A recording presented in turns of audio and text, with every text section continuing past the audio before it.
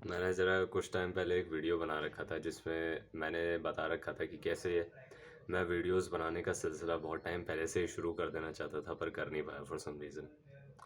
और ऐसा था इसलिए क्योंकि मैंने काम शुरू करने से पहले ही उससे इतनी जजमेंट अटैच कर दी थी, इतना ज़्यादा ओवरथिंक करने लग गया था उसके बारे में कि उसे शुरू करना ही एक तरीके की टेंशन क्रिएट कर देता था मेरे मन में कि अगर ये अच्छा ना हुआ तो क्या होगा, या फिर लोग मेरे पे हंसे या फिर मुझ पे जज किया, ये ऐसा सब होने लग जाता था। तो इस कारण से कभी शुरू ही नहीं हो पाया। दैट बीइंग सेड, उस वीडियो पे मतलब पहले वीडियो के हिसाब से तो थोड़ा अच्छा ही रिस्पॉन्स आया, तो मैं ये सेकंड वीडियो बना रहा हूँ उस एक टॉपिक के ऊपर टच करने के लिए जिसको मैंने अपने उस वीडियो में मेंशन किया था, उसको थोड़ा और एक्सपैंड करना चाहता हूँ मैं। मैंने उसमें भगवत गीता के एक बहुत इंपॉर्टेंट लेसन के ऊपर बात करी थी कि अपना कर्म करते रहो और फल की चिंता मत करो। और फिर मैंने अपना इंटरप्रिटेशन बताया था कि एक्चुअली में मेरे हिसाब से क्या हो सकता है कि कृष्ण जी एक्चुअली में कहना चाह रहे थे उस लेसन को देते समय। तो उस दौरान मैंने एक बात कही थी कि कृष्ण ये तो नहीं कह सकते कि तुम बस अपने कर्म को मैकेनिकली करते रहो।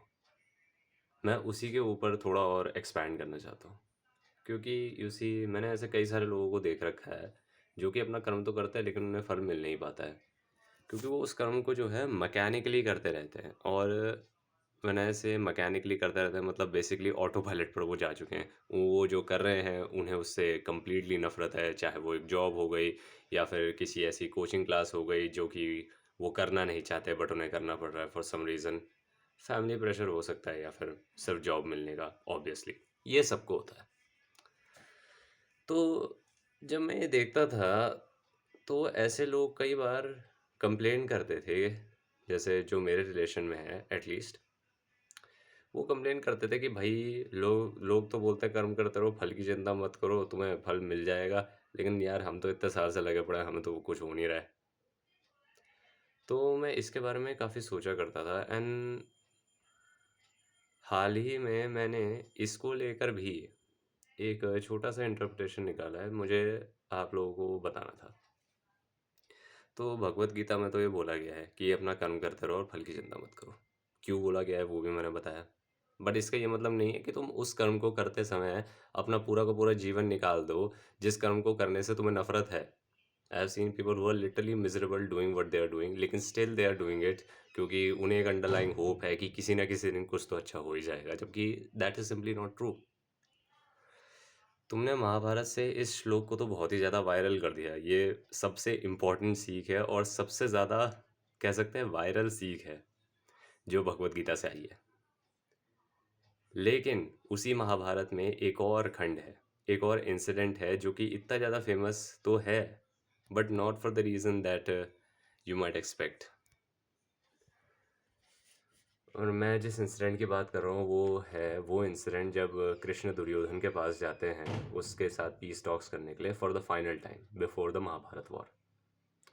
वो जो पूरा सीक्वेंस उस समय होता है वो मेरा one of the most favourite sequences में से एक है, क्योंकि वो ह्यूमन नेचर के बारे में, ह्यूमन सोसाइटी के बारे में, और जो प्रॉब्लम के बारे में मैंने अभी बात करी, कर्म को मैकेनिकली करते रहना even though you hate doing it, उसके बारे में भी बहुत कुछ रिवील करता है। तो कैसे करता है उसके ऊपर थोड़ा समझते हैं। जब कृष्ण सभा पर जाते हैं और दुर्योधन उन्हें चेन करने की कोशिश करता है, that entire incident is very symbolic. Chain एक सिंबल है उन सोसाइटल रिस्ट्रेंट्स का जो कि सोसाइटी लगाना चाहती है एक ऐसे व्यक्ति के ऊपर जो कि ट्रूथ को एक्सेप्ट कर चुका है for what it is. Duryodhana वो अहम, वो अहंकार, वो प्राइड या फिर वो ईगो है जो कि उसे बांधने का प्रयास कर रहा है।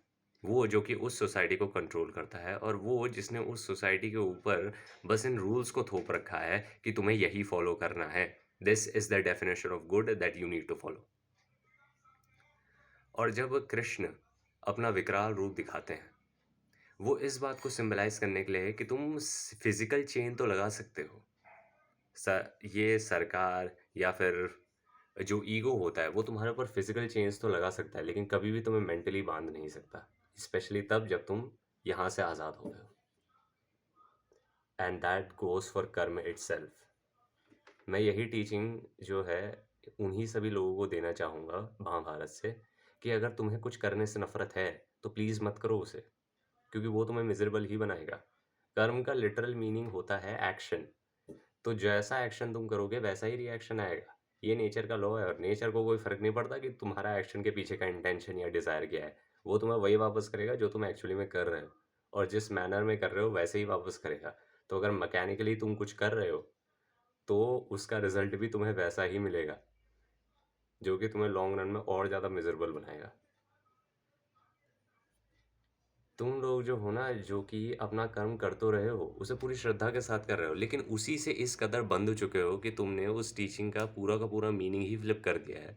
तुम लोगों को जो सिंबलाइज़ करता है, ऐसे जितने भी लोग होते हैं, उन्हें जो सिंबलाइज़ करता है, जो 2 लोग सिंबलाइज़ करते हैं, वो है एक तो भीष्म पितामह और Dronacharya.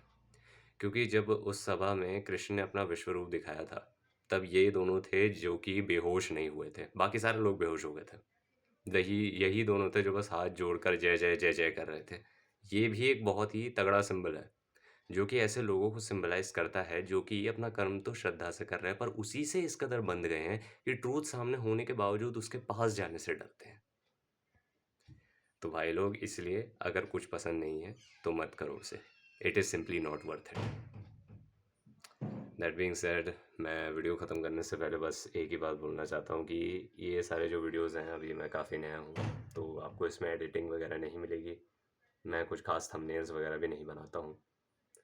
I just put fourth my thoughts.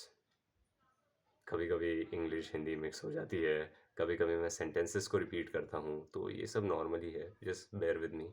But मैं आपको इतना वादा कर सकता हूँ that every single piece of content you will find in this channel will be something that will be useful to you in one way or another.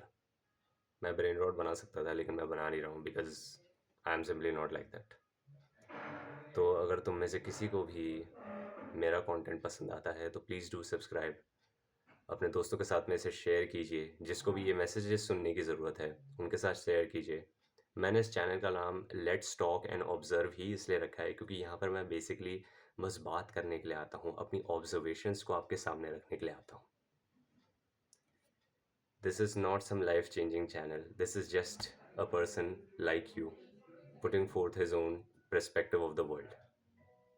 तो अगर आपको ये पसंद आता है, please do like and follow and let me know in the comments कि आप किस बारे में आगे बात करना पसंद करेंगे। Thank you.